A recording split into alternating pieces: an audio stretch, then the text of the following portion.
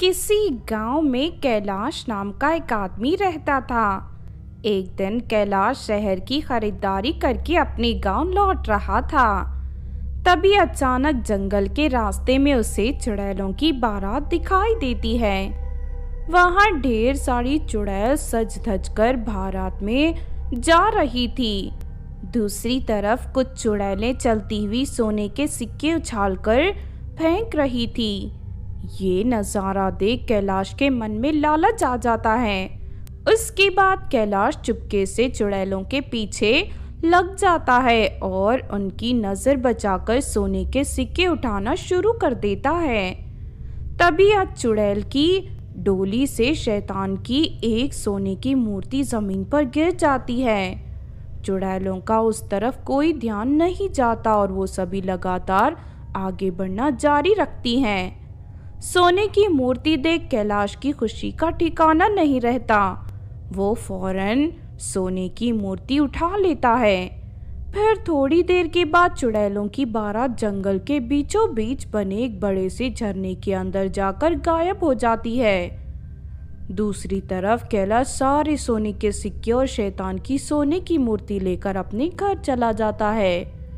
कैलाश की पत्नी ये सब देख बड़ी हैरत में पड़ जाती है। हे भगवान, अचानक आपको इतना सारा सोना कहाँ से मिल गया? कैलाश अपनी पत्नी को चुड़ैलों की बारात के बारे में सब बता देता है। देखिए, मुझे ना बहुत डर लग रहा है। आपको चुड़ैलों के सोने के सिक्के और ये मूर्ति यहाँ नहीं लानी चाहिए थी। क्या पता कल को हमारे ऊपर कोई मुसीबत आ जाए। कैलाश की पत्नी ये बोल ही रही थी कि तभी अचानक कैलाश के घर पर दो चुड़ैलें आ जाती हैं। वो दोनों बहुत गुस्से में थी। लालची आदमी, तूने हमारे शैतान की मूर्ति अपने घर पर लाकर अपनी मौत को दावत दी है। अब तुझे जिंदा नहीं छोड़ूंगी मैं। नहीं नहीं चुड़ैल जी, मेरे पति को छोड़ दीजिए। मैं आपके दोनों पैर पड़ती हूँ। तेरे पति के साथ साथ हम तुझे भी मारने वाली हैं। अब तू भी नहीं बचेगी। दूसरी तरफ कैलाश की बेटी दरवाजे के पीछे छुपकर ये सब देख रही थी। तभी वो दोनों चुड़ैलें कैलाश और उसकी पत्नी को पकड़कर अपनी साथ ले जाते हैं। ये देख कैलाश की बेटी कविता घबरा जाती है। मेरे माता पिता को चुड़ैलें उठाकर ले गई, अब मैं क्या करूं? बेचारी कविता दुखी होकर अपने घर के बाहर बैठकर रोने लगती है। थोड़ी देर के बाद कविता की टीचर वहां से गुजरती है। कविता को इस तरह रोते देख टीचर फौरन उसके पास जाकर उससे रोने का कारण पूछने लगती है। क्या हुआ कविता, तुम इस तरह क्यों रो रही हो? टीचर जी, मेरे माता पिता को दो चुड़ैलें उठाकर ले गई। भगवान जाने उन दोनों का क्या होगा। मेरा इस दुनिया में कोई नहीं है, मेरे माता पिता के सिवा। अरे ये तो बहुत बुरा हुआ। हमें किसी भी तरह तुम्हारे माता पिता को बचाना होगा।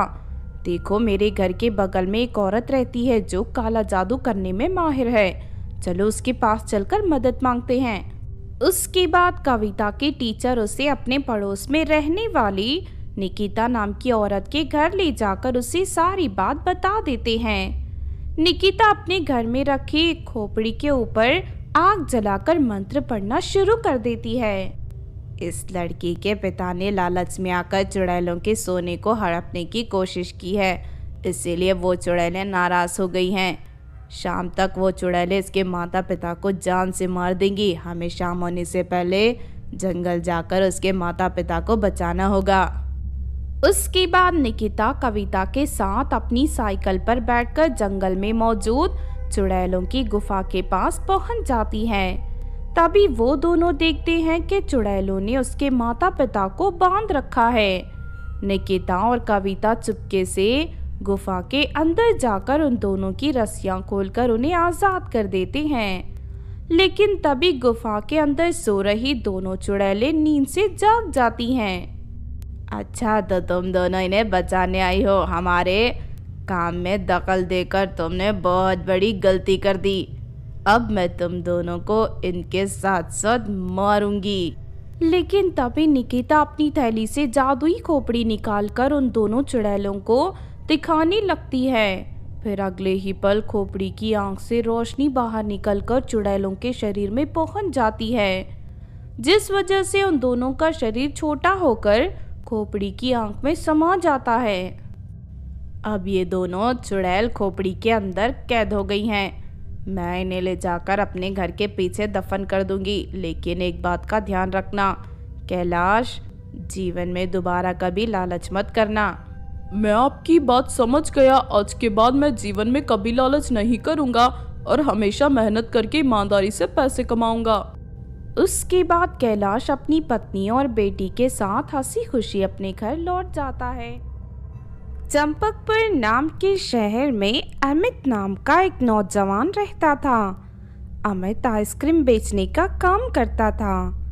इस तरह एक दिन अमित अपनी साइकिल पर ढेर सारी आइसक्रीम लेकर उन्हें बेचने ले जा रहा था। तभी अचानक रास्ते में उसे एक खूबसूरत लड़की रोती हुई दिखाई देती है। अमित उस लड़की से कहता है, अरे तुम कौन हो और यहाँ क्या कर रही हो?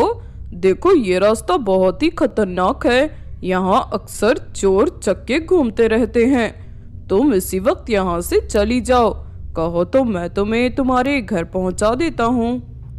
लेकिन अगले ही पल खूबसूरत लड़की एक चुड़ैल के रूप में बदल जाती है। मेरा नाम शीला है, मैं पास के जंगल में रहती हूँ।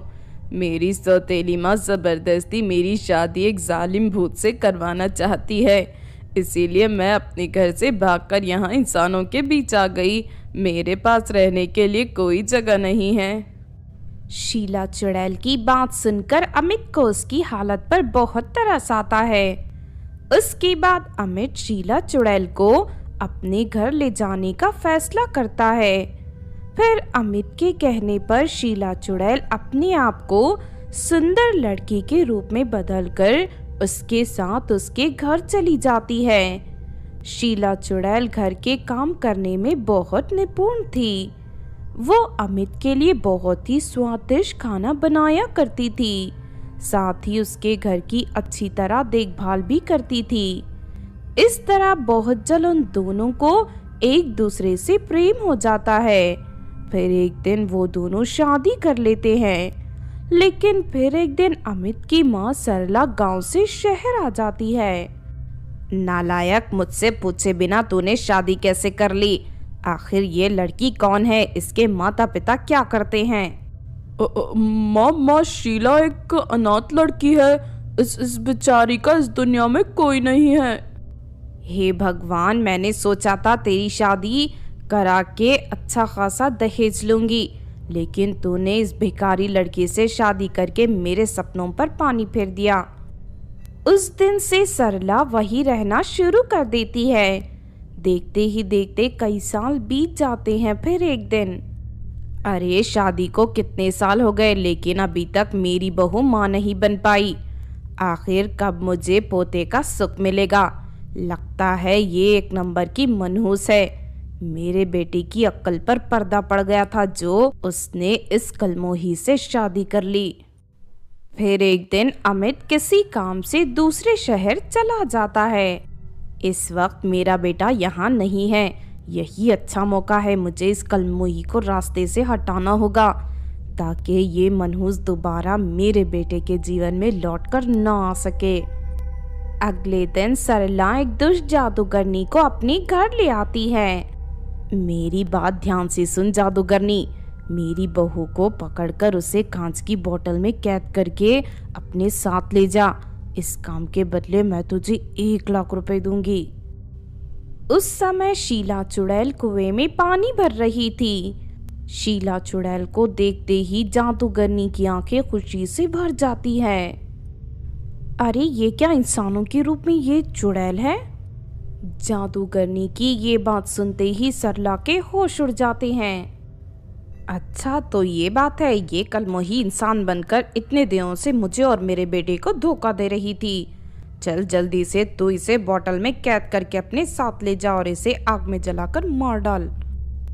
उसके बाद जादूगरनी मंत्र पढ़कर शीला चुड़ैल को एक कांच की बोतल में कैद कर लेती है। बेचारी शीला चुड़ैल बोतल के अंदर से झटपटाते हुए अपने आप को बाहर निकालने की कोशिश करने लगती है। अब तो चाहे जितनी भी कोशिश कर ले चुड़ैल, तू इस बोतल से आजाद नहीं हो सकती। थोड़ी ही देर में ये जादूगरनी तुझे जलाकर मार डालेगी। लेकिन तभी वहां अमित आ जाता है। अपनी पत्नी को बोतल के अंदर कैद देख अमित को बहुत गुस्सा आता है। फिर वो डंडे से जादूगरनी की पिटाई करने लगता है। उसके बाद जादूगरनी घबराकर वहां से भाग जाती है। फिर अमित उस कांच की बोतल को जमीन पर पटक कर तोड़ देता है और इस तरह शीला चुड़ैल आजाद हो जाती है। उसके बाद शीला चुड़ैल अमित को अपनी सास सरला के गलत इरादों के बारे में सब बता देती है। अमित सरला को बहुत खरी खोटी सुनाता है और शीला को लेकर हमेशा के लिए वहां से दूर शहर चला जाता है। दूसरी तरफ सरला अपने बुरे कर्मों की वजह से अपने बेटे और बहू को खो देती है और अकेले जीवन जीने पर मजबूर हो जाती है। उधर शीला को अपनी दुष्ट सास से छुटकारा मिल जाता है और वो अपने पति के साथ खुशी से जीवन जीने लगती है।